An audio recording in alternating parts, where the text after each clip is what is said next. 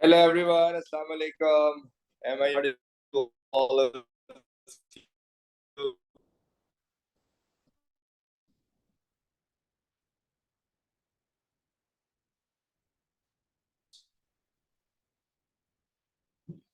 Can someone please confirm that if you all can hear me?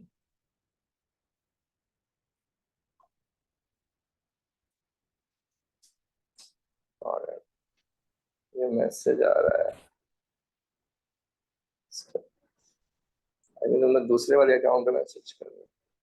आ गया।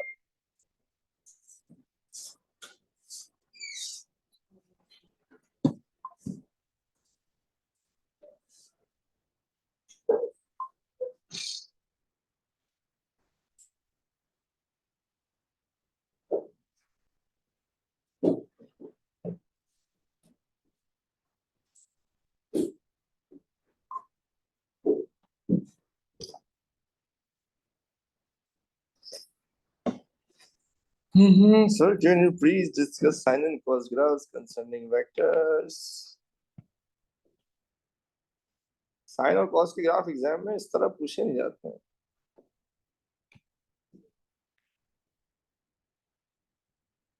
Vectors वैसे हम पढ़ सकते हैं एक्चुअली। चले जी, अब मुझे ये बता दें एक चीज कि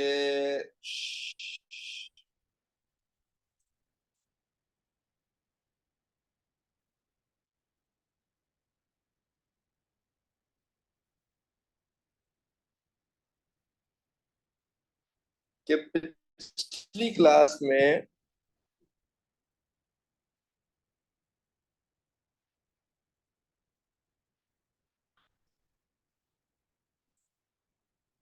हम कहाँ पर थे? हमने फ्री फॉल मोशन स्टार्ट कर दिया था, सारे कर लिए थे। क्या हमने फ्री फॉल मोशन के सारे ग्राफ पढ़ लिए थे?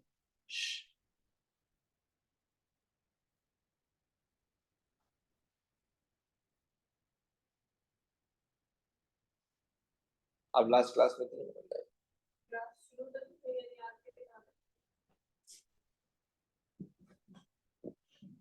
ये पढ़ लिया था।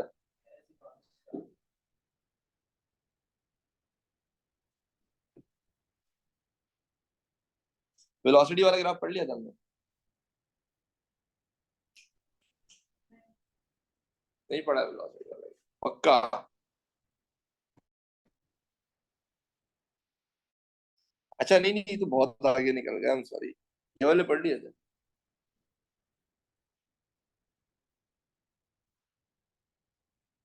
एक मिनट एक मिनट एक मिनट, हाँ ये तो बहुत आगे निकल गया।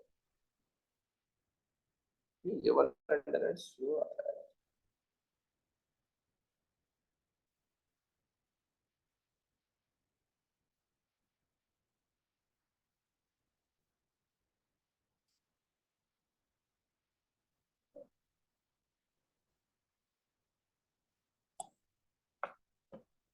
This was the last period, ठीक। वेलोसिटी और स्पीड का ग्राफ पढ़ लिया था, सही। अच्छा,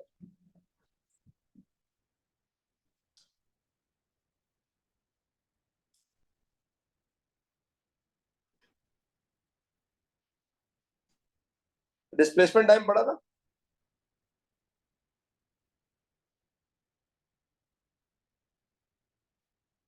नो,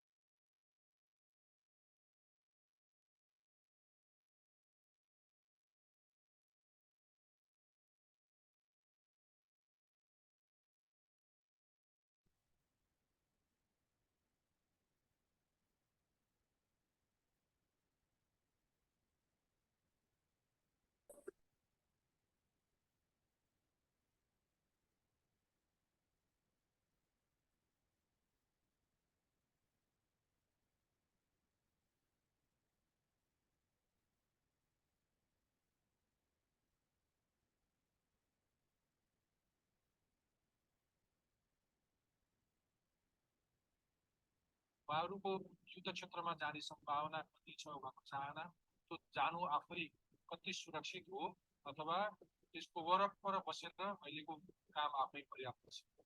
हामीले उहाँहरू आउने बित्तिकै मैले उहाँहरूसँग भेटेँ पनि, दोस्रो दिनमा सायद होला हामीले भेट्यौँ, कुराकानी गरेको। र त्यो बेलामा चाहिँ दुईचोटि हाम्रो एम्बेसडर्स ग्रुपहरूलाई पनि त्यो क्षेत्र लगेर एउटा भिजिट गराउने भनेर यहाँको सरकारले एउटा प्रोग्राम बनाएको थियो। त्यस बेलामा चाहिँ दुवैचोटि उहाँहरूलाई मैले त लिस्ट बनाएको थिइनँ, उहाँ अरू साथीहरूलाई, र उहाँहरू जाँदाखेरि दुवैचोटि आधा बाटोबाट फर्काएको।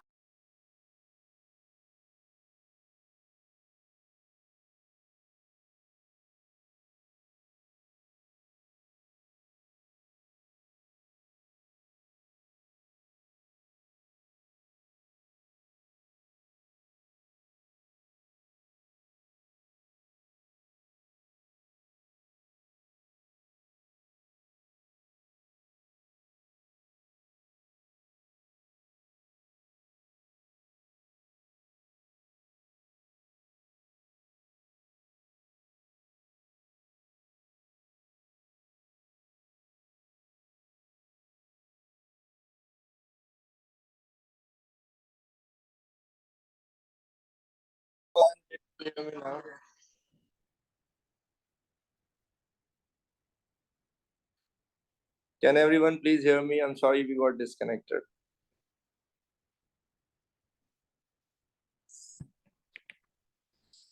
Okay, thank you very much for the wait. अच्छा, अब देखें आपका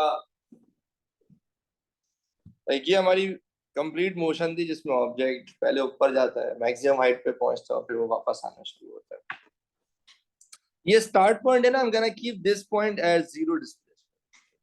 फिर ऑब्जेक्ट जब मेन पोजीशन से ऊपर जाता जाएगा, डिस्प्लेसमेंट बढ़ता जाएगा, यहाँ तक कि डिस्प्लेसमेंट की वैल्यू 11.5 हो जाएगी when the time is 1.53।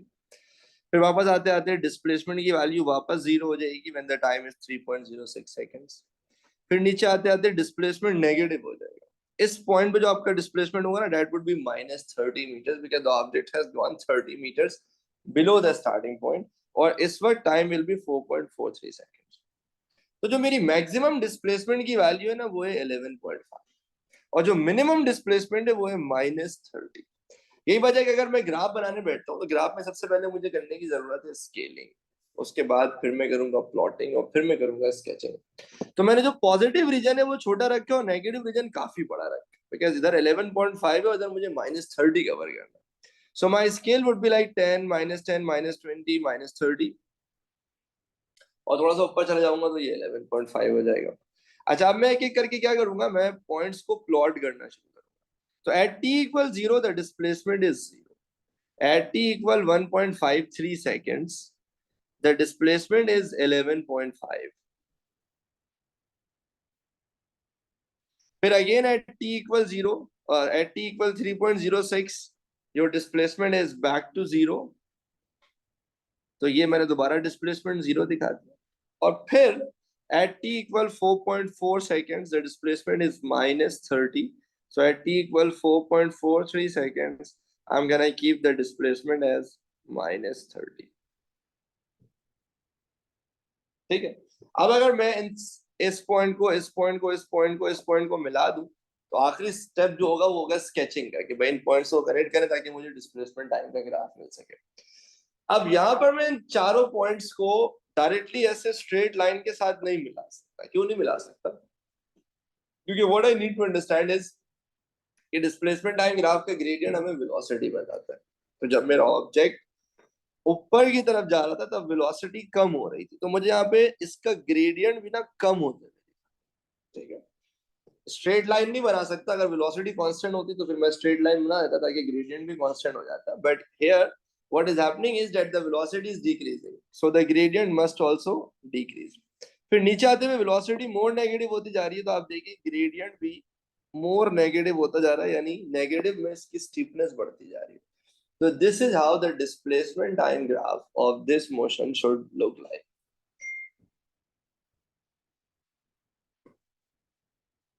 If there is any confusion in your mind, please feel free to ask or just write clear all clear on chat so I can move forward.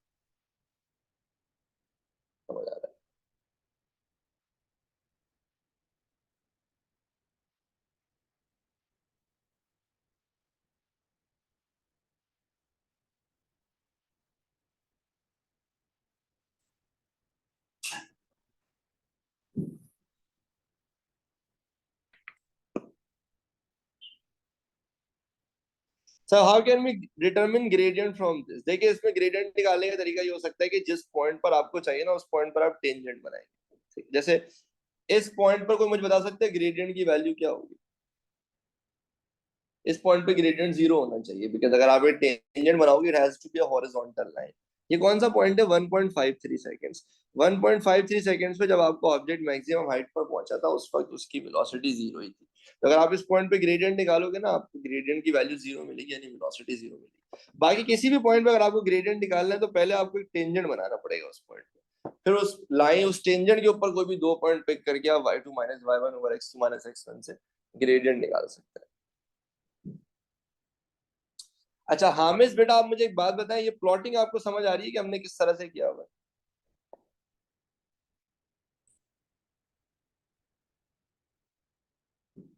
ठीक है, plotting के बाद सिर्फ sketching में problem है ना कि आखिर इनको मिलाया किस तरह से।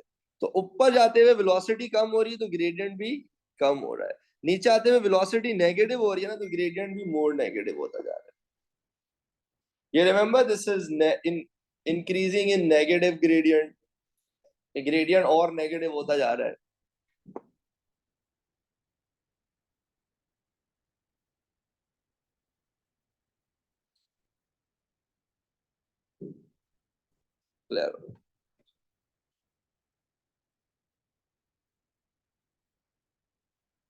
अच्छा अब अगली चीज बड़ी इंपॉर्टेंट है to understand. Now we are going to make the distance time graph of this motion. ठीक है, जब हम डिस्टेंस टाइम ग्राफ बनाएंगे ना तो what we need to understand is कि जैसे जैसे देखो एक चीज थी स्पीड टाइम ग्राफ। एक मिनट जरा मैं कैमरा खोल लूं, शायद आप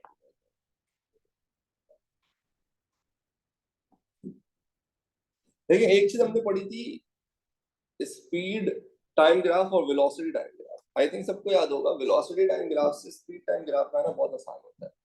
जब वेलोसिटी पॉजिटिव है तब स्पीड भी पॉजिटिव हो जाएगी, जब वेलोसिटी नेगेटिव है तब भी स्पीड पॉजिटिव हो जाएगी। क्योंकि स्पीड स्केलर है तो वो नेगेटिव नहीं हो सकता, वो कंटिन्यूअसली पॉजिटिव ही रहेगा। ऐसा ही है भाई। अब आते हैं डिस्टेंस और डिस्प्लेसमेंट पर। Again distance is scalar whereas displacement is vector, यानी डिस्प्लेसमेंट पॉजिटिव भी हो सकता है नेगेटिव भी हो सकता है। डिस्टेंस पॉजिटिव होगा नेगेटिव नहीं हो सकता बिकॉज डिस्टेंस स्केलर है। But there is one very more important thing to understand, वो ये कि जब हम स्पीड का ग्राफ बनाते हैं ना तो स्पीड बढ़ भी सकती है कम भी हो सकती है, नेगेटिव नहीं हो सकती है लेकिन स्पीड बढ़ और कम तो सकती है ना। The value of speed can increase और डिक्रीज। पर जब हम डिस्प्लेसमेंट का ग्राफ बनाते हैं which is more important to remember is कि डिस्टेंस स्केलर है तो वो पॉजिटिव रहेगा नेगेटिव नहीं हो सकता, साथ ही साथ डिस्टेंस कम नहीं हो सकता। थ्रू आउट द ग्राफ ना डिस्टेंस ने बढ़ना ही बढ़ना है। क्यों बढ़ना है? उसकी वजह ये कि आपका ऑब्जेक्ट आगे जाए पीछे जाए राइट जाए लेफ्ट जाए कहीं पे भी जाए डिस्टेंस ऐड होता जाएगा। तो डिस्टेंस की वैल्यू कभी भी बढ़ नहीं सकती। आप समझ रहे हो मेरी बात? The value of distance will continuously increase. जैसे अगर मैं आपको इस केस की एग्जांपल दूं,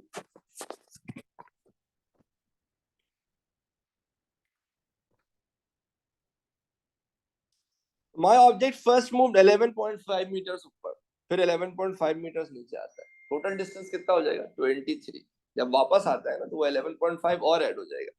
फिर 30 मीटर्स और नीचे गया तो आप 30 मीटर्स और ऐड करते हैं। तो जब आप 11.5 में एक और 11.5 ऐड कर देंगे वो 23 हो जाएगा। फिर नीचे आया 30 वो और ऐड हो जाएगा। तो टोटल डिस्टेंस आपका 23 में भी 30 ऐड कर देंगे तो that is going to be nearly 53। ठीक है, अब आप इसे ग्राफ कैसे बनाओगे?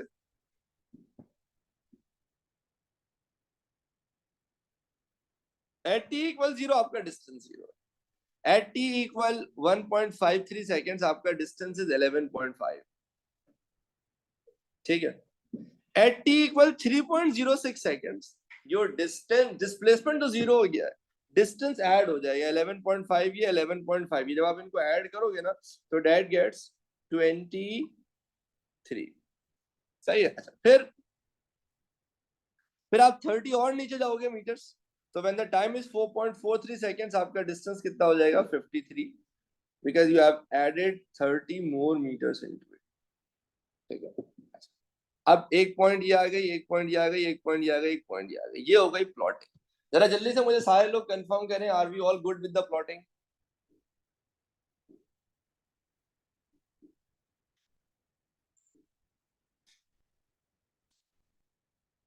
अनस,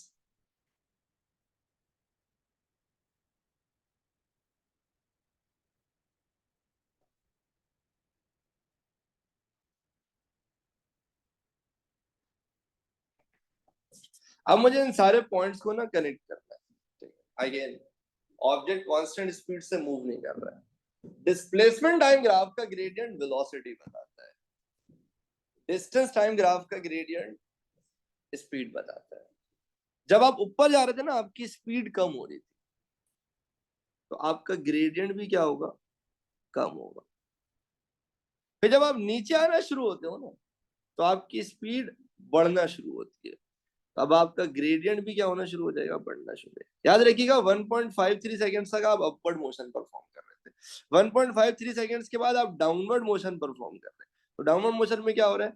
आपकी स्पीड बढ़ रही है, तो आपका ग्रेडियंट भी कंटिन्यूअसली इंक्रीज हो रहा है। सो दिस यहां से आता है decreasing gradient because speed is decreasing. This is where at 1.53 seconds you reach the maximum height.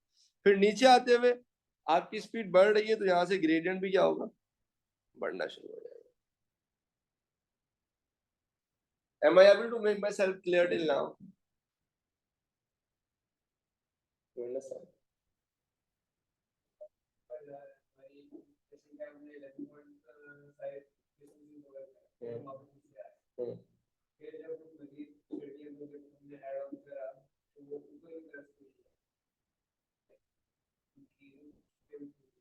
Value तो बढ़ ही रही है ना, ग्रेडियंट ऊपर जाते हुए कम हो रहा है, नीचे आते हुए बढ़ रहा है।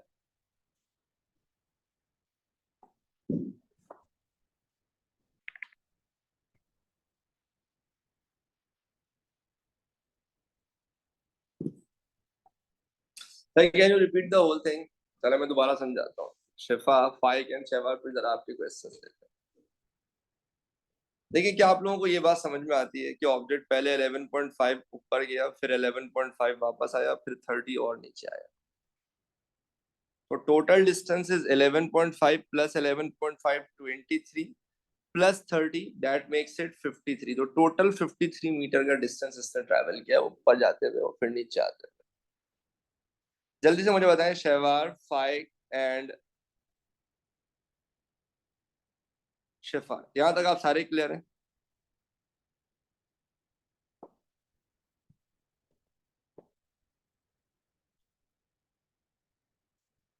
अच्छा, एट t इक्वल 0 आप स्टार्ट पॉइंट पे हो ना, तो आपका distance, So you have added a displacement values to figure out the distance, right? yeah, because distance is always added na, distance is always added. Distance is a scalar quantity. Even if you move 100 meters forward and then you come 15 meter backward na, yeah, 100 meters backward, your total displacement is 0, but your total distance is 200, because you have to just keep adding distances.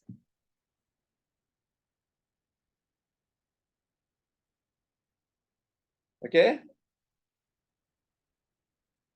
Yes, sir. Okay. So now at t equals 0, the distance is 0.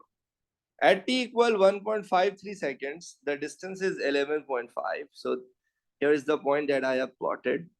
पहले हमेशा क्या करते हैं? पहले plotting करते हैं। t equal 0 पे 0, t equal 1.53 seconds पे distance is 11, then वापस आए, the time was 3.06 seconds, उस वक्त 11.5 पे आप ऐड करेंगे तो you get 23, right? So t equal 3.06 seconds पे the distance is 23. जल्दी जल्दी बताएं शायद।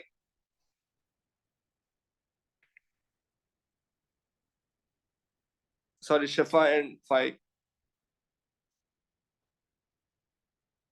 And then eventually at t equal 4.43 seconds, the distance, the total distance is 53 meters.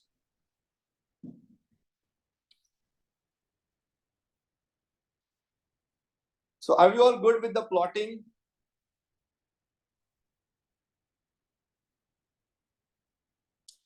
Now, if I look at the sketch, this is how I have drawn the sketch. ऐसा ही है। अब अगर आप गौर से देखें, तो in the first part of the motion which is the upward motion, this is decreasing gradient. Why? Because during the upward motion the speed is decreasing.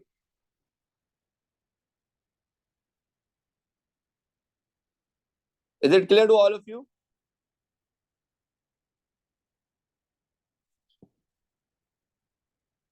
Now during the downward motion the speed is increasing, so the gradient is increasing. You see now अब steepness बढ़ रही है.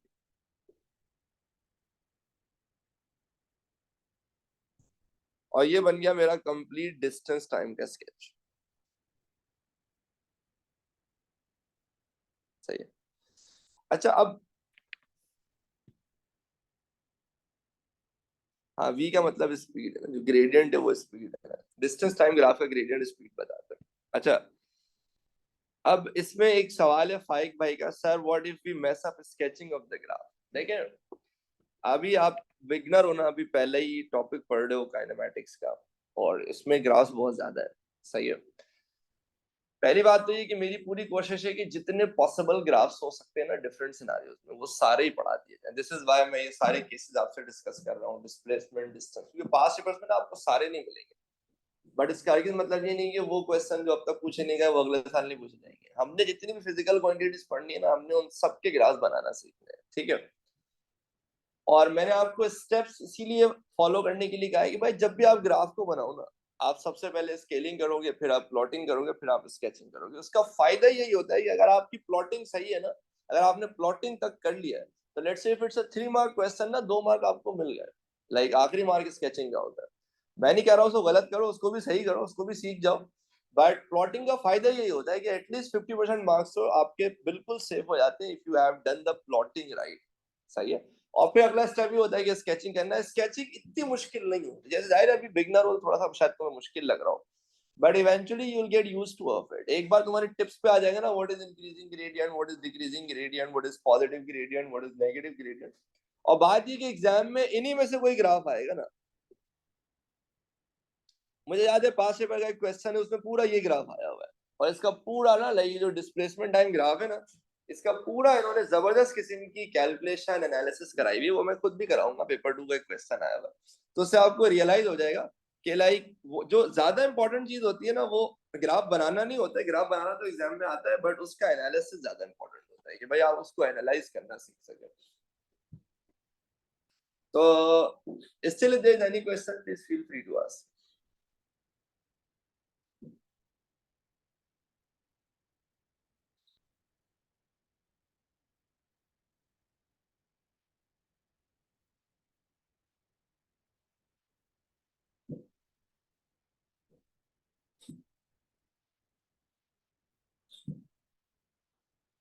अच्छा ये देख ले, ये final graph है जो कि एक्सेलरेशन में ग्राफ है.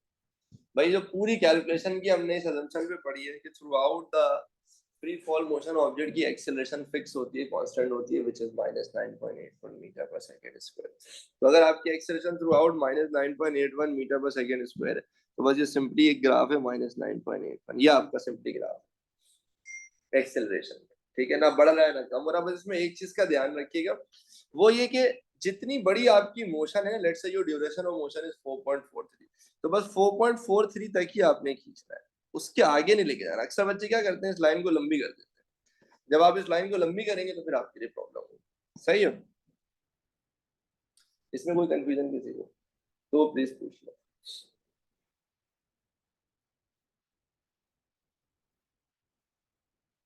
ये शेडेड रीजन को मैं हटा देता हूँ ताकि आप,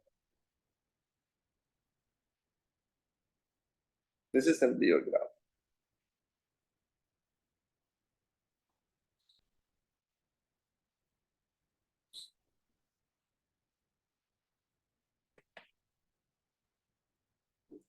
इजी.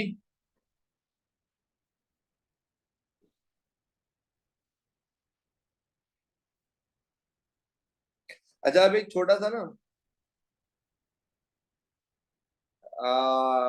मनाइल, अभी हम काइनेमैटिक्स ही कर रहे हैं. काइनेमैटिक्स में फ्री फॉल मोशन कर रहे हैं. इससे पहले हमने ग्राफ्स वगैरह कर लिए हैं कुछ वन डायमेंशन के.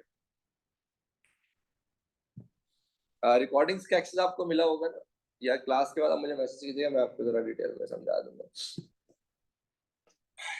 अच्छा, एक बड़ी इंपॉर्टेंट चीज जो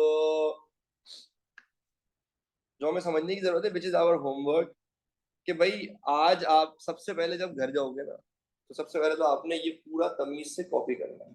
सही है कि ये एक सिंगल मोशन, यानी ये क्वेश्चन यहाँ से स्टार्ट हुआ है स्लाइड नंबर 105 से, ये एक क्वेश्चन है जो स्लाइड नंबर 105 से स्टार्ट हुआ है, और ये पूरा डिस्कस होते होते कहाँ पे जाके खत्म हुआ है, 117 पर। तकरीबन कोई 12 स्लाइड है जिसमें मैंने एक ऑब्जेक्ट की मोशन का ना कंप्लीट एनालिसिस किया है कि भाई उसको मैक्सिमम हाइट पे जाने में कितना टाइम लगा, वापस आने में कितना टाइम लगा, उसका वेलोसिटी टाइम ग्राफ, उसका डिस्प्लेसमेंट टाइम ग्राफ, उसका एक्सेलरेशन टाइम। सबसे पहले तो आपने ये पूरा क्वेश्चन तमीज से कॉपी करना है और खुद से सॉल्व करना है।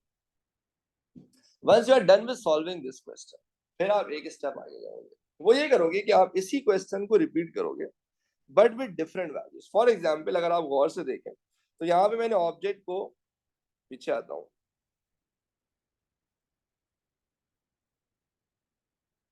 मैंने ऑब्जेक्ट को थ्रो किया था 15 मीटर्स पर सेकेंड की स्पीड से। ठीक है, तो ऑब्जेक्ट को ऊपर जाने में कितना टाइम लगा हमने ये कैलकुलेट किया, वापस आने में कितना टाइम लगा, ऑब्जेक्ट ने कितना मैक्सिमम हाइट कवर किया हमने ये कैलकुलेट किया। आप क्या करो, आप इसी क्वेश्चन को रिपीट करो विद द ओनली डिफरेंस कि यहाँ पर ना 15 की जगह आप कोई दूसरी वैल्यू ले लो। सही है, या एक काम करते हैं, मैं आपके लिए इसको बना देता हूँ।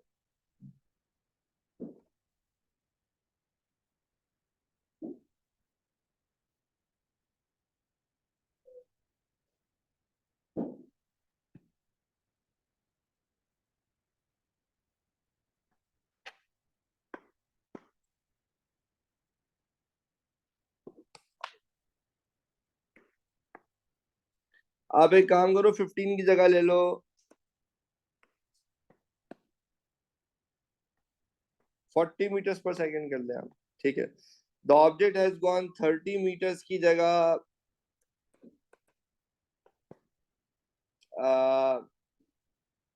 60 मीटर्स कर लें, 60 meters below the starting point. ठीक है, फिर आप क्या करो, फिर आप ये सारी कैलकुलेशन करो कि भाई ऑब्जेक्ट को मैक्सिमम हाइट तक पहुंचने में कितना टाइम लगेगा। फिर आप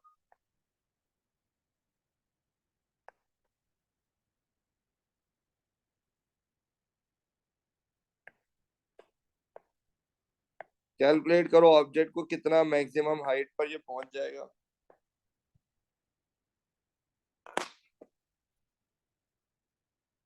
ठीक है, फिर आप कैलकुलेट करो जिस पॉइंट से इसको फेंका गया था, इसको उस पॉइंट तक आने में कितना टाइम लगेगा,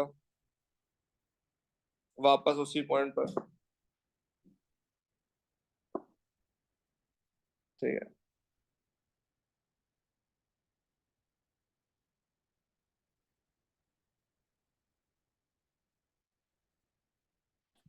फिर आप स्टार्ट पॉइंट से 60 मीटर नीचे गए हो ना,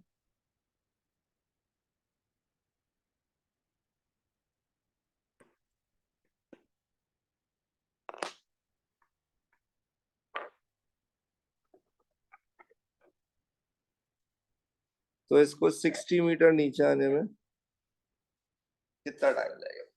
ठीक है, ये पूरा क्वेश्चन का आप लोग स्क्रीनशॉट ले लें प्लीज, और कोई एक बच्चा इस क्वेश्चन को ना ग्रुप पे भी डाल दे। सही है, फिर आप इसका पूरा ग्राफ बनाओ, मतलब velocity time, acceleration time, displacement time, distance time. आप जब खुद से करने बैठोगे ना, आपका पूरा दिमाग खुल जाएगा कि यार एक्चुअली ये सारे ग्राफ बन रहे किस तरह से, and this is going to take a lot of time. आराम से आपको घंटा लगे, 1.5 घंटा लगे, कोई जल्दी नहीं है, आपको एग्जाम नहीं दे रहे हो। ठीक है, देखिए एक बात हमेशा ध्यान में रखिएगा, जब भी आप ए लेवल फिजिक्स का होमवर्क करें ना, तो उसमें बस एक चीज की रिक्वायरमेंट होती है, वो होती है दिमाग में ठंडापन।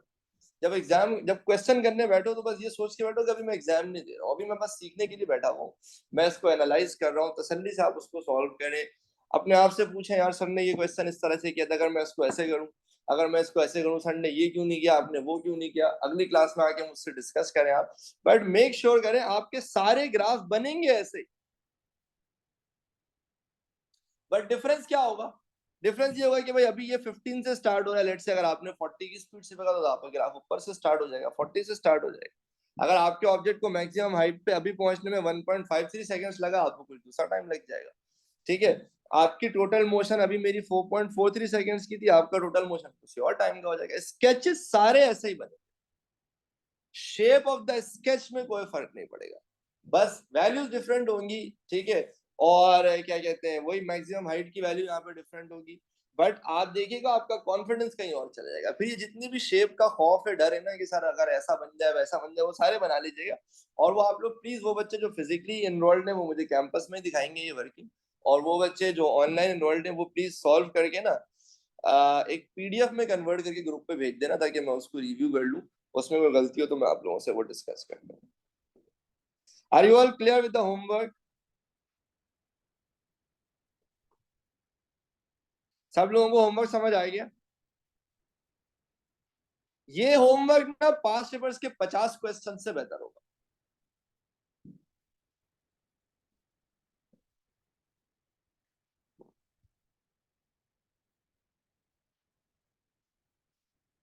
चलो भाई, इसका आंसर बता।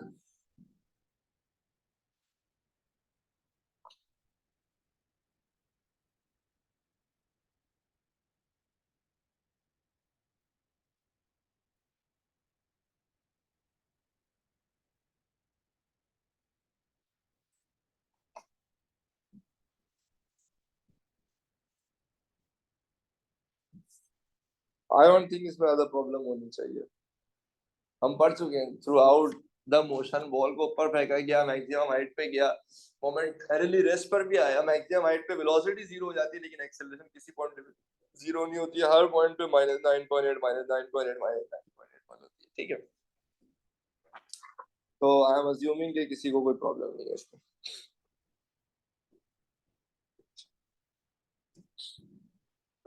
ये क्वेश्चन है, ये दो क्वेश्चन है, इसको भी आप लोग प्लीज एज होमवर्क ले लें, ये दो क्वेश्चन,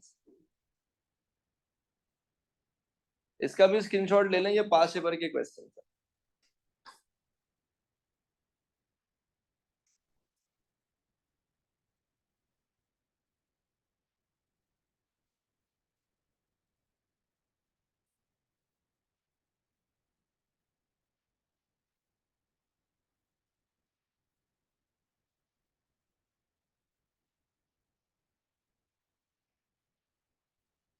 याद तक आप सारे मेरे साथ।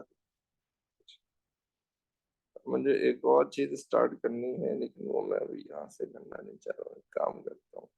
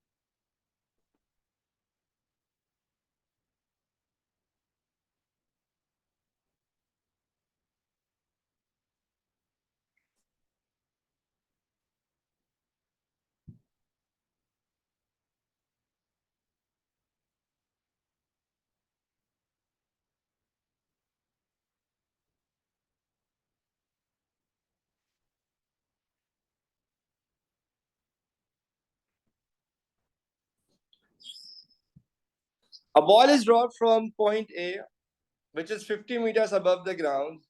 It rebounds to reach a maximum height of 30 meters above the ground and then reaches back to the ground. The ball stayed in contact with ground for 0.4 seconds.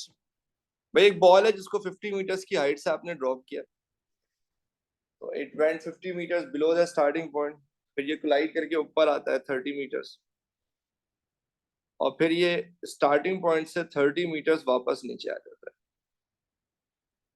ठीक है, calculate the time taken by the ball to reach the ground and velocity with which it strikes the ground. 50 meters की height से आपने object को drop किया, object नीचे आया, जमीन से कांटेक्ट में आया, फिर ऊपर गया। अच्छा, despite there is no air resistance, still the object has not covered the same rebound height, जिससे उसको ड्रॉप किया गया था। यानी 50 meters की हाइट से the object was dropped, but it rebounds to a distance of 30 meters. उसकी वजह ये है कि जब बॉल यूजुअली जमीन से टकराती है, when the ball strikes the ground, the ball loses some of its kinetic energy. Ball जब कोलिजन करता है तो वो हीट एनर्जी की फॉर्म में, साउंड एनर्जी की फॉर्म में अपनी एनर्जी को लूज करता है, जिसकी वजह से जब वो वापस उठता है ना, तो वो उतनी हाइट को अचीव नहीं कर पाता। ठीक है, फिर वो ऊपर जाता है एक पर्टिकुलर मैक्सिमम हाइट से, फिर वापस आ जाता है। What we need to understand is कि this is one dimension motion. Actually object यूं गया, फिर यहीं से ऑब्जेक्ट ऊपर गया, फिर यहीं से वापस आया। ठीक है, बट मैंने नीचे आने को अलग दिखाया, फिर ऊपर जाने को अलग दिखाया, फिर नीचे आने को अलग दिखाया, तो इसका हरगिज़ मतलब आप ये नहीं समझिएगा कि पार्टिकल साइड पे हो गया, but just to make sure कि ड्राइंग्स आपस में मिक्स ना हो जाए, इसलिए मैंने उसको अलग अलग पार्ट में दिखाया। ठीक है, अच्छा, अब अगर मैं ए से लेके बी तक की मोशन की बात करता हूँ, ऊपर से लेके नीचे तक आने की, जब कहता है ना अ बॉल इज ड्रॉप, तो when you drop an object the initial velocity is 0, acceleration हम वही साइन कन्वेंशन यूज करेंगे व्हिच इज -9.81 मीटर्स पर सेकंड स्क्वायर। अच्छा, मुझे एक बात बताएं, जब बॉल जमीन को स्ट्राइक करेगी, when the ball hit the ground, उस वक्त इसकी डिस्प्लेसमेंट की वैल्यू मुझे क्या लेनी चाहिए? 50. This is the start point. I think I should take displacement as -50 because the object has gone 50 meters below the starting point. You remember हम जो साइन कन्वेंशन फॉलो करते थे, उसमें अगर ऑब्जेक्ट स्टार्ट पॉइंट पे तो डिस्प्लेसमेंट ऊपर है, स्टार्ट पॉइंट से ऊपर जाएगा तो डिस्प्लेसमेंट पॉजिटिव है, but the object has gone below the starting point and displacement has to be negative. ठीक है, अच्छा, now with what velocity the object strikes the ground, I don't know. Object को जमीन तक पहुंचने में कितना टाइम लगेगा, that is something that I also don't know. यही दो चीजें जो भी मुझे कैलकुलेट करनी है ना, तो आई थिंक दिस इज, यहां से यहां तक एक फ्री फॉल मोशन है, तो 2as equal v square minus u square, acceleration is -9.81, displacement is -50, final velocity is something that I need to figure out, which is the velocity with which it strikes the ground, initial velocity is 0। यहाँ से मैं final velocity निकाल लूंगा, that would be +-31.3 metres पर second. तो मुझे बता सकता है इस वक्त मुझे वेलोसिटी पॉजिटिव लेनी चाहिए, नेगेटिव लेनी चाहिए?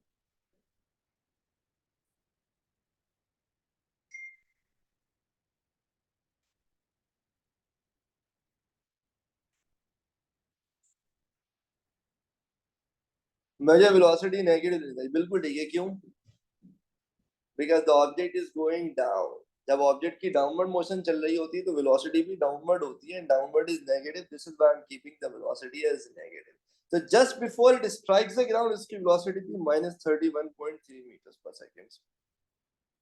अब अगर मैं v इक्वल u प्लस 80 लगा लूं, तो my final velocity is -31.3, initial velocity was 0, acceleration is -9.81। यहां से मैं t की वैल्यू निकाल सकता हूं, and the value of t would turn out to be 3.19 seconds, जिसको मैं अप्रोक्सीमेटली 3.2 सेकंड्स लिख सकता हूं। So this is where it started, जहां पे इनिशियल वेलोसिटी 0 थी, आपका टाइम भी 0 था। ऑब्जेक्ट नीचे आता है तो उसको नीचे आने में टाइम लगता है 3.2 सेकंड्स, और उस वक्त उसकी वेलोसिटी हो जाती है -31.3 मीटर्स पर सेकंड। पहले जरा सारे मुझे कंफर्म करें, यहां तक सारे क्लियर है, तो फिर एक बड़ी इंपॉर्टेंट चीज समझाता हूं।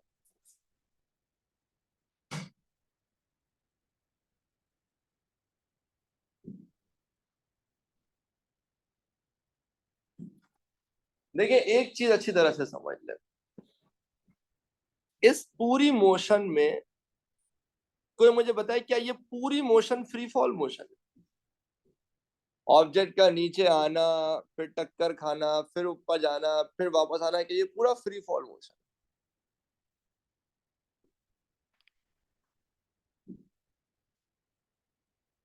चलो, सब कह रहे हैं यस, ऐसा बिल्कुल भी नहीं है। ठीक है, जहां पर कॉन्सेप्ट करेक्शन की बहुत जरूरत है, तो बड़े गौर से समझिएगा। देखिए, जब ऑब्जेक्ट ऊपर से नीचे आ रहा था ना, फ्री फॉल मोशन, जल्दी से रिकॉल करते हैं फ्री फॉल मोशन की डेफिनेशन क्या थी।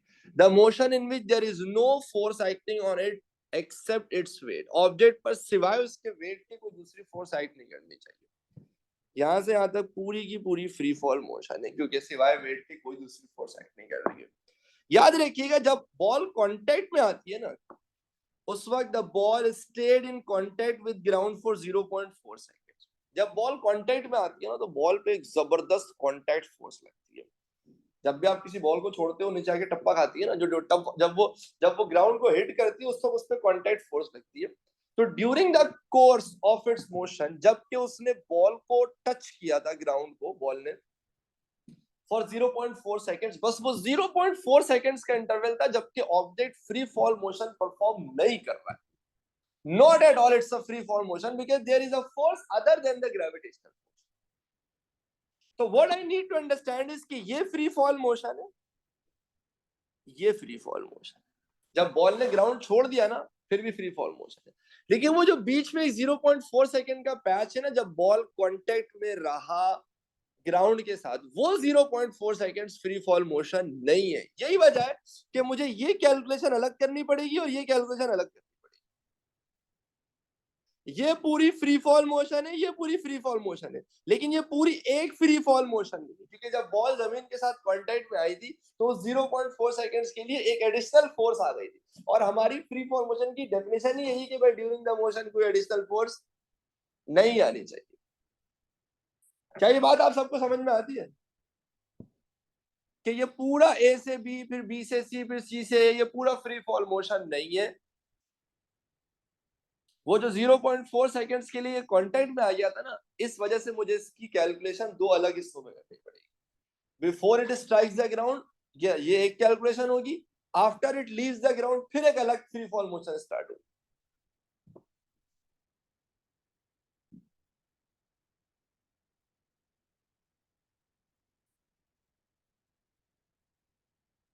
तो प्यारे बच्चों,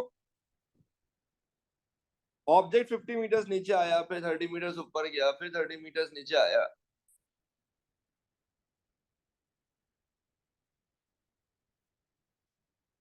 Calculate the velocity with which the ball leaves the ground and the time taken by the ball to reach the maximum height. अब देखिए, अगर ये टकराया था ना 31.3 मीटर्स पर सेकंड की स्पीड से या -31.3 मीटर्स पर सेकंड की वेलोसिटी से, तो डेफिनेटली ये इसी स्पीड से इसने ग्राउंड को लीव नहीं किया। अगर ये 31.3 की स्पीड से लीव करता तो फिर 50 मीटर पूरे ऊपर जाता। तो कोई मसले की बात नहीं, हम निकाल सकते हैं। अब बात करते हैं बी से सी, ये एक अलग फ्री फॉल मोशन स्टार्ट हो गई है, ठीक है ना। अब की बार आपकी इनिशियल वेलोसिटी क्या है मुझे नहीं पता। मैंने ऐसे initial velocity I mean the velocity with which the ball leaves the ground, मुझे नहीं पता बॉल ने ग्राउंड किस स्पीड से छोड़ा, बट मुझे इतना पता है कि एक्सेलरेशन -9.81 मीटर पर सेकंड स्क्वायर है बी से लेके सी तक। मुझे इतना पता है कि जब मेरा ऑब्जेक्ट मैक्सिमम स्पीड डिस्टेंस पे वापस पहुंचेगा, भले 50 मीटर ऊपर नहीं है, जितना भी ऊपर गया, उस वक्त उसकी वेलोसिटी वापस जीरो हो चुकी होगी। तो फाइनल वेलोसिटी जीरो हो चुकी है, इनिशियल वेलोसिटी मुझे नहीं पता, एक्सेलरेशन -9.81 है। डिस्प्लेसमेंट मैंने 30 मीटर्स पॉजिटिव लिया, क्योंकि याद रखिएगा ये मोशन अलग थी और ये मोशन अलग है। तो अब ये मेरा स्टार्ट पॉइंट है ना, तो मेरा ऑब्जेक्ट स्टार्ट पॉइंट से 30 मीटर्स ऊपर गया है, तो अब की बार मैं डिस्प्लेसमेंट लूंगा +30 मीटर्स। जल्दी बोलो भाई, क्या ये बात आप सबको समझ में आती है?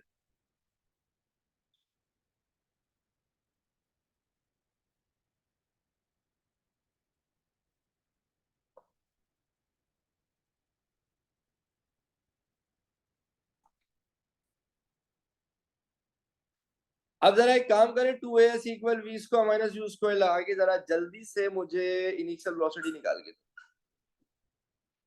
जल्दी से निकालें, कैलकुलेटर निकालें।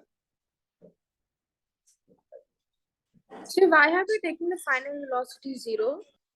Because whenever the object performs a free fall upward motion, wherever it reaches the maximum height, its velocity at maximum height is always 0. This is why after this velocity it starts moving downward. So the object keeps losing its speed until it reaches a value of 0 velocity at maximum height, and then it comes back. Okay? Yes, sir.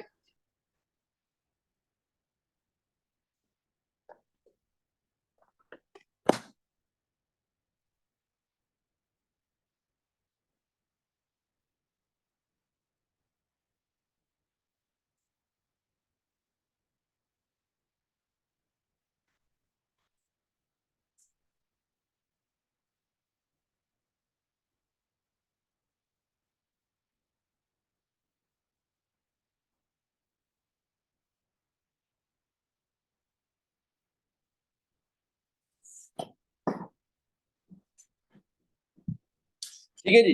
तो जब मैं values put करता हूँ तो मेरे पास जो initial velocity आती है that turns out to be 24.3 meters. Again ये प्लस माइनस 24.3 थी, मैंने पॉजिटिव ही लिया है। कोई मुझे बता सकता है पॉजिटिव क्यों लिया हमने? Because when the ball leaves the ground it was performing upward motion, velocity upward थी तभी ऊपर जा रहा था ना, वरना ऊपर ही नहीं जाता। So upward velocity is positive ना, according to the sign convention that we are following, इसलिए ये velocity मैंने positive ली है 24.3 meters per second।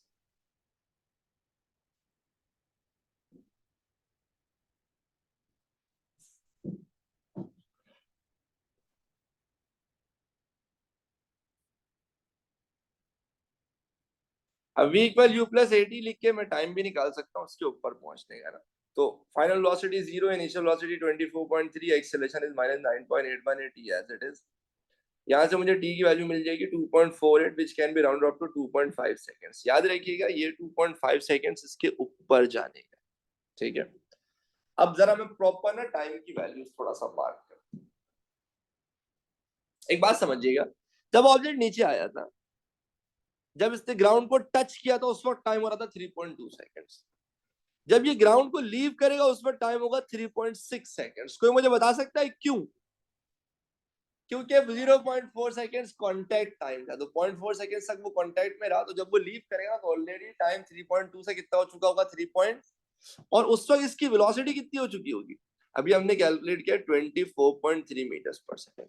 जब इसने बॉल को कांटेक्ट किया था उस वक्त इसकी वेलोसिटी डाउनवर्ड थी, जब इसने बॉल को लीव किया था उस वक्त इसकी वेलोसिटी अपवर्ड थी।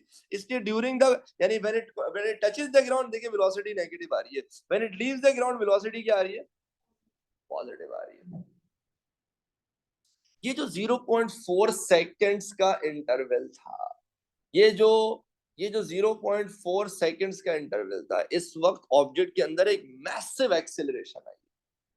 ऑब्जेक्ट की वेलोसिटी में बहुत मैसिव चेंज आया, -31.3 से एकदम कहां चला गया? ये 24.3 पे चला गया। So there is a massive change in velocity, और वो चेंज इन वेलोसिटी इतना मैसिव आया जिसकी वजह से एक सब्सटेंशियल एक्सेलरेशन आएगी।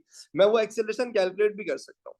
भाई कोलिजन टाइम 0.4 सेकंड्स था ना, आपकी जो एक्सेलरेशन होती है वो कैसे निकलती है? v - u upon t into, यही है ना भाई change in velocity upon time. आपकी फाइनल वेलोसिटी है 24.3, इनिशियल वेलोसिटी है -31.3, टाइम कितना लगा? 0.4 seconds. You see the acceleration is crazy, 139 metre पर सेकंड स्क्वायर। इतनी जबरदस्त एक्सेलरेशन थ्रू आउट नहीं है, सिर्फ 0.4 सेकंड का जब कोलिजन हुआ था ना उस वक्त ये एक्सेलरेशन। फिर क्या होगा? फिर वापस फ्री फॉल मोशन स्टार्ट हो जाएगी, एक्सेलरेशन फिर से वही -9.8 में जिस पे हमने सारी कैलकुलेशन की। अच्छा कोई मुझे एक बात बता सकता है, इस पॉइंट पर टाइम की वैल्यू 6.1 सेकंड्स कैसे हुई?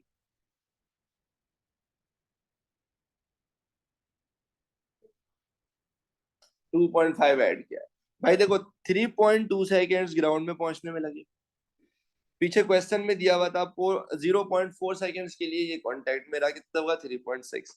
फिर ऊपर जाने का टाइम आपने कैलकुलेट किया है 2.5 सेकंड्स, तो इसमें आप 2.5 ऐड करेंगे, कितना हो जाएगा? 3.6 में 2.5 ऐड करें 6.1 हो जाएगा। अच्छा याद रखिएगा, ऑब्जेक्ट जिस हाइट पे गया है अगर वापस उसी पॉइंट पर आ जाता है तो जितना इसको ऊपर जाने में टाइम लगेगा उतना ही टाइम इसको वापस आने में लगेगा। तो विदाउट एनी कैलकुलेशन मैं बस यहाँ पे लिख देता हूँ, from C to B the time taken would be 2.5 seconds. तो 6.1 में यानी ऊपर जाने का टाइम 2.5, तो नीचे आने का टाइम भी 2.5 होगा। 6.1 में 2.5 ऐड करें, टाइम हो जाएगा 8.6 सेकेंड्स। अच्छा वेलोसिटी मैंने -24.3 ले ली है, क्योंकि अगर लीव किया था +24.3 से, तो उतना ही डिस्टेंस कवर करके वापस आ गया, तो ये -24.3 हो गया। सही है। ये देखिए पीछे क्वेश्चन में दिया हुआ है 0.4 सेकंड्स का कांटेक्ट टाइम। भाई कोई भी बच्चा, कोई भी सवाल है, कोई भी चीज है जो चाह रहा मैं समराइज कर दूं, please feel free to ask. ये क्लियर होगा तो हम अगली क्लास इसका ग्राफ बनाएंगे। Sorry can you please repeat बेटा? How did you take out 6.1 seconds? How Okay, did you let me calculate actually? no problem. Let me explain it. Let's start from the beginning, everyone. Okay, this is where the party began. Okay, this is where you drop the ball. Okay, the ball is dropped 50 meters above the ground. So this is where we drop the ball. This is 50 meters above the ground. This is where the initial velocity is 0, and this is when I turn on the stopwatch. So this is when the time is 0. Okay. Now, when the ball is falling down, the object covers a displacement of 50 meters. Through this displacement, it took time of 3.2 seconds before it reaches the ground.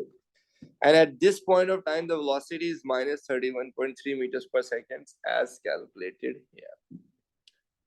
Okay. Now, the ball stayed in contact with the floor for 0.4 seconds. So the stopwatch is on.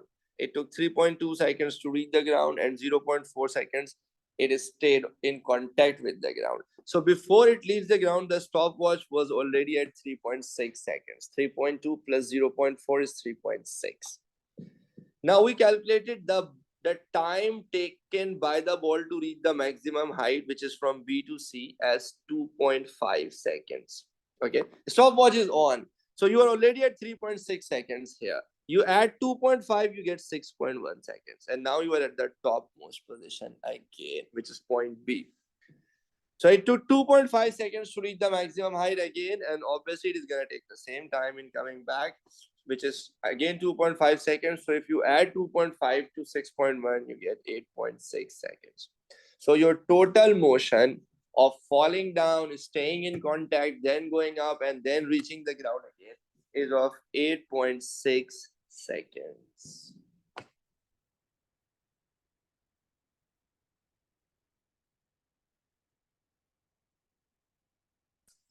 Molona, are you all with me?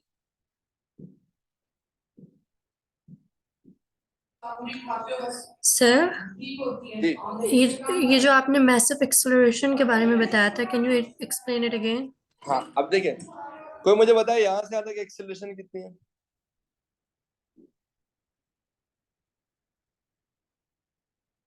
-9.8. अच्छा, कोई मुझे बताए ये पूरी acceleration कितनी है? ए से B से सी और फिर वापस बी, वही -9.8. ठीक. लेकिन जब ये 0.4 सेकंड्स के लिए कांटेक्ट में रहा था, उस वक्त इस पर इसका सिर्फ वेट एक्ट नहीं कर रहा था, बल्कि एक जबरदस्त कांटेक्ट फोर्स एक्ट करती है. समझ रहे हो ना आप? जब वो कांटेक्ट फोर्स एक्ट करती है ना, तो उसमें जबरदस्त एक्सेलरेशन आती है. आप देखें ना, एक्सेलरेशन क्या? Change in velocity. वेलोसिटी का कितना बड़ा चेंज आया, -31 से +24.3 पे चले गया. ये कोई छोटा मोटा चेंज थोड़ी है. This is a massive change. -31.3 से +24.3, और वो भी कितनी देर में? 0.4 सेकेंड्स में, on a span of just 0.4 seconds. तो अगर मैं चेंज इन वेलोसिटी निकालूंगा तो final velocity is 24.3, initial velocity is -31.3, and the time is 0.4 seconds. तो आप देख लें एक्सेलरेशन कितनी आ रही है, 139 मीटर पर सेकेंड स्क्वायर है. ये एक्सेलरेशन थ्रू इधर ड्यूरिंग डाउनवर्ड मोशन या अपवर्ड मोशन नहीं, ये सिर्फ कब है? जबकि the ball stayed in contact with the floor. 2 minute रुक जाओ, जल्दी है तुम्हें? नहीं, सबके सवाल आने दो.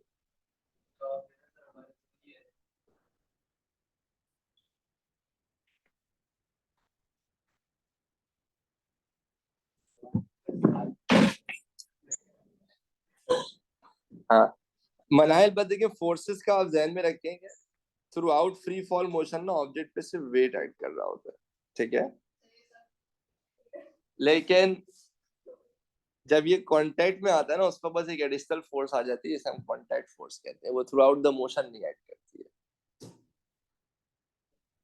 हाँ, डिस्प्लेसमेंट पे, नेट डिस्प्लेसमेंट पे अगली क्लास में बात करेंगे, जब हम इस पूरी ग्राफ का मोशन बनाएंगे, ग्राफ बनाएंगे इस पूरी मोशन का ना. आपने ना लाइक ये जो पूरा मोशन है ना, इसका पूरा ग्राफ पढ़ना है अपनी क्लास में ना. ये सारे इसके ग्राफ्स हैं, बड़े स्ट्रॉन्ग ग्राफ्स हैं ये. बट उसमें हम देख लेंगे कि नेट डिस्प्लेसमेंट स्टार्ट पॉइंट से किस तरह से निकलेगा और ग्राफ किस तरह से बनेगा. बढ़िया. अच्छा, अब शहवार का लास्ट क्वेश्चन है. देखिए शहवार, ये ये एक बहुत कॉमन क्वेश्चन है कि सर आप ऐड क्यों कर रहे हैं. देखिए बात ये कि हम जो कैलकुलेशन कर रहे हैं ना, वो तोड़ के कर रहे हैं. जैसे हमने ये देखा यहाँ से यहाँ तक का कितना टाइम है, फिर हमने देखा यहाँ कोलिजन में कितना टाइम है, फिर हमने देखा यहाँ तक का कितना टाइम है, फिर यहाँ से यहाँ तक का कितना टाइम है। ये जो मैं टाइम ऐड कर रहा हूँ ना, ये एक्चुअली मैं इसलिए ऐड कर रहा हूँ ताकि मैं कल की ग्राफ में आपको, कल की क्लास में आपको इसका ग्राफ पढ़ा सकूं। जो ग्राफ बनता है ना, वो टोटल ड्यूरेशन ऑफ मोशन का बनता है। तो व्हाट हैपेंस इज कि भाई यहाँ पे मैंने स्टॉप वॉच ऑन कर दिया, अब ऑब्जेक्ट नीचे जाए स्टॉप वॉच ऑन है, टक्कर खाए स्टॉप वॉच ऑन है, ऊपर जाए स्टॉप वॉच ऑन है, नीचे आए स्टॉप वॉच ऑन है। तो थ्रू आउट द मोशन क्या हो रहा है, जो जो टाइम निकालते जा रहे हो ना, वो आप ऐड करते जा रहे हो ताकि आपको पता लग जाए कि आपकी मोशन टोटल कितने देर की है। समझ आई बात शहबाज कि भाई टोटल 8.6 सेकंड्स की मोशन है। ये जो टाइम है ना, ये this is simply time on the stop watch, जिससे हम ओवरऑल पूरी मोशन को ऑब्जर्व कर रहे हैं। क्योंकि ग्राफ अलग अलग नहीं बनता कि डाउनवर्ड मोशन का अलग बनेगा, कॉन्टैक्ट का अलग बनेगा, अपवर्ड, वो एक ही ग्राफ बनेगा। इसकी टोटल टाइम ना हमें ऐसे रिप्रेजेंट करना पड़ता है। ठीक है भाई, तो कल की क्लास में इंशाल्लाह फिर से ग्राफ देखेंगे। मिलते हैं इंशाल्लाह कल की क्लास। अल्लाह हाफ़िज़।